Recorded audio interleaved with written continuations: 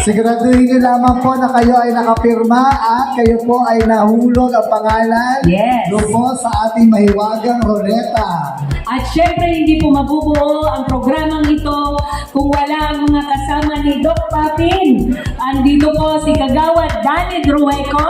Palakpakan po natin. Kagawad James Diaz. Soon to be Kagawad Eric Soriano. At ang inyong lingkod, soon to be Kagawad Ana Grabador.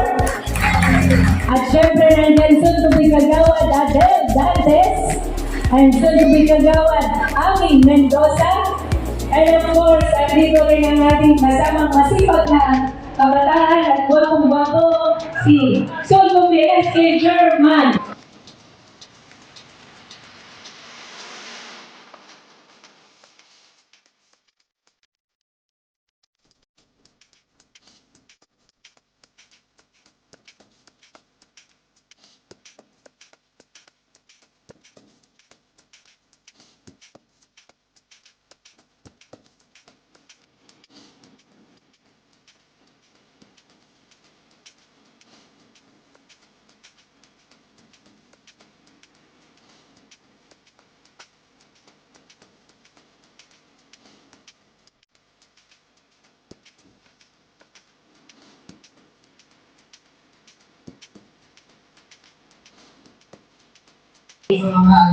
Muli po, maraming salamat po sa nag-stay na bisita natin kay Sir Melvin Tolentino.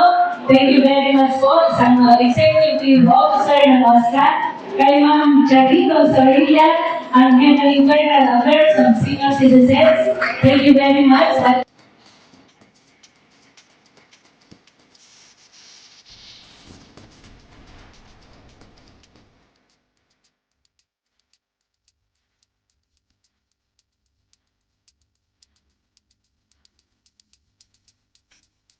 ano po ba? Papin!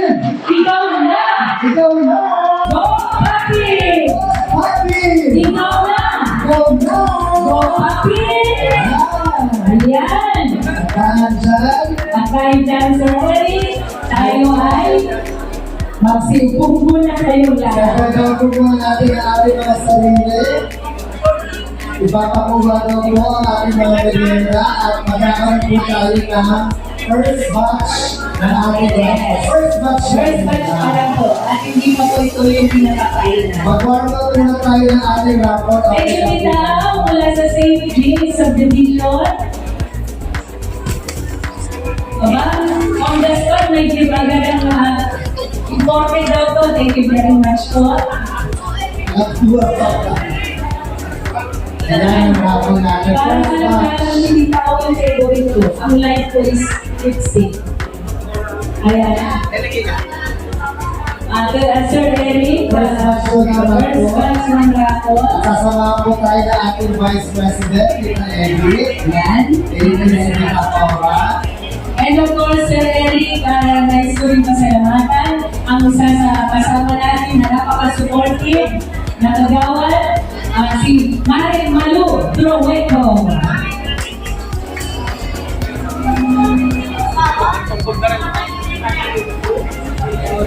Ayan po, wag po kayong mawawala. Lahat po ay magkakaroon ng kasiyahan mamaya. At be ready, ang pinakamagandang smile ay magbagaling sa ating vloggers kung sino ang kanyang napili.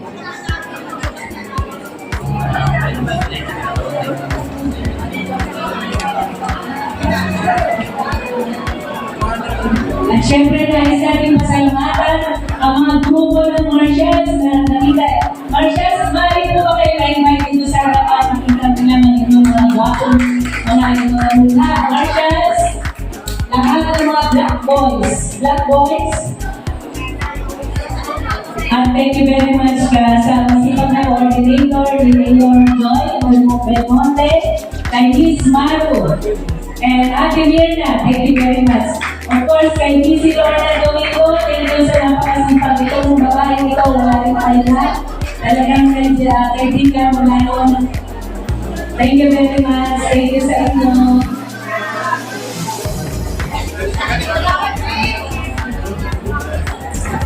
Bye.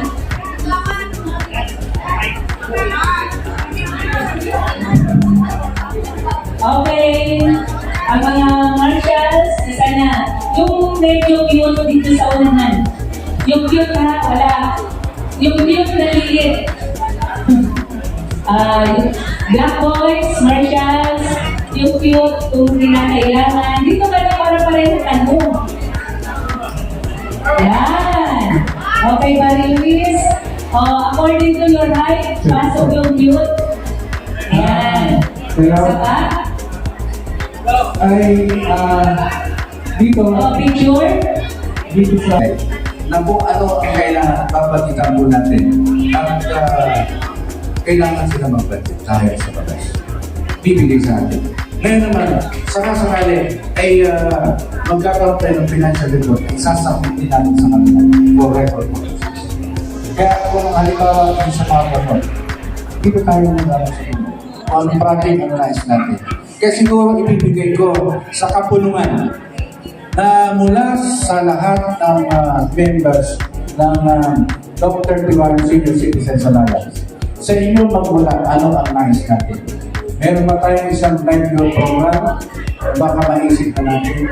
At yung pagtibayin natin kasi after this, gagawa tayo ng isang resolution adapting the decision of the majority during the assembly ay aking kong sasabit sa kanila. Wala po silang magagawa dyan pwedeng magpapasok ng budget doon sa nais natin. Kasi yan ay nakapaloob yun sa ating local government. Kaya dito natin sisimulan na dito sa Dr. Tiwanan Movement, Senior Citizens Alliance, na kunyari meron po tayo ng isang live program kasama yung mga members para mag-busy. Titita, yung ano yan. Tapos, ang Dr. Tiwanan Movement ang siyang makikinabang at yun ang ibabahagi namin sa mga members. Di po ba? Yun po kasi lahat sa atin sa ating local government. Sa ating mga senior citizens organization. Ang hindi magagaling doon para ibigay sa atin. Kaya ano nangyayari ba experience ko na po for food and drinks, no grupo sa boto. Dito po sa atin, bibigyan po natin sila na magandang isipan na ano ang magiging kapangipakinabang ng mga senior citizens na siyempre medyo mahina na lang para lumakas ang ating isip, ang ating trabaho. Sticker po. Diba? Kaya siguro, ano ang gusto ng tao? Ano ang gusto ng karamihan sa atin?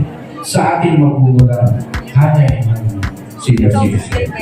Yes po, ako po. Pag-isipan po ninyo habang nag-picture. Okay lang ako. Nasunog na kami sa pag-vlog. Stay lang po. Kasi basta ganun po sa pagkawala. Salamat po. Ang kaibigan ko tayo. Nagkaroon na ako yung Ay, sorry po. pangitay na ma-absorb ng health care. Nasa-alis po yung galing sa TV government. Diba? Ganito po. Si Dr. Rogelio Paki, kaibigan ko po yan, kung bakit kasama ko po yan, since 1950, 2050. Next. Okay? Siya po, hindi po kailangan inyong lahat. Magmula po noon hanggang ngayon, libre konsulta, libre gamot. Di ba ba? Kaya pala sa po natin sa Rogelio Paki. Siya po yun, yung mapagay buhok. At para po sa kaalaman nyo lahat, noong panahon po ng pandemic, di ba? Noong pandemic po, sukatan po yan, talagang kung sino po naglingkod bayan sa ating po mga barangay. Ang bahay po ni Dr. Rogelio Paki, bukas po yan sa ating po mamamayan. Hindi mo na kailangan swab test at i-isolate para gamutin ka. Di ba napakalaking bagay na sa atin? Sino mga saksing buhay na nakaranas noong panahon ng pandemic na tumuloy yung Dr. Rogelio Paki para maglingkuran kayo? Sino po? Ako po yun. Kasi po, noong panahon na nagpatuloy po ako. Tinita rin ako. Diba, ano po yung mga anak-anak nyo, kaibigan, kapitbahay, napaglingkuran po ng ating kasama Dr. Rogelio Paki.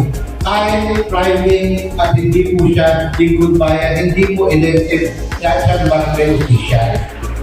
Kaya po ako sumama kay Dr. Rosendo Pacquiao dahil alam ko at alam nyo rin na ang tunay na serbisyo nasa po sa kasama natin Dr. Rosendo Pacquiao Jr.